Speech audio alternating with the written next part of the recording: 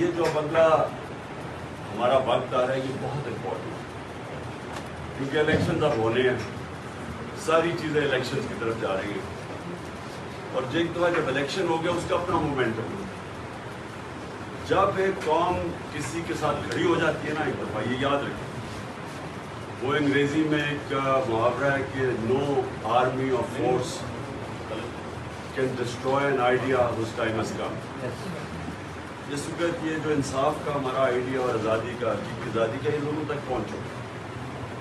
اس لیے یہ بڑا ضروری ہے کہ آپ وکلا، میں سب سے بات کر رہا ہوں کیونکہ آپ نے آگے رہنا ہے سب، کیونکہ ہے انصاف رول آف لا کی جان،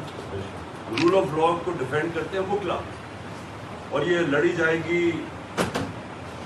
بارز کے اندر بھی اور عدالتوں کے اندر بھی،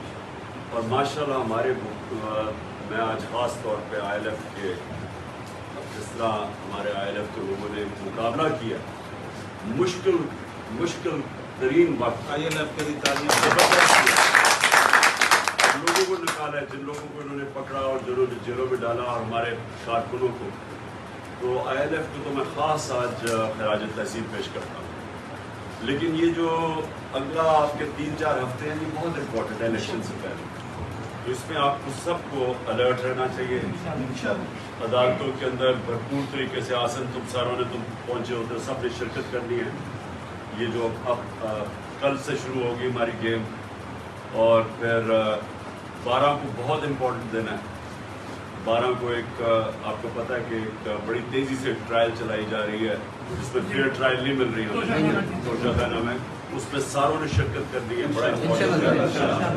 ہے، اور میرے میں کوئی شک نہیں کہ انشاءاللہ جیت ہماری ہوگی۔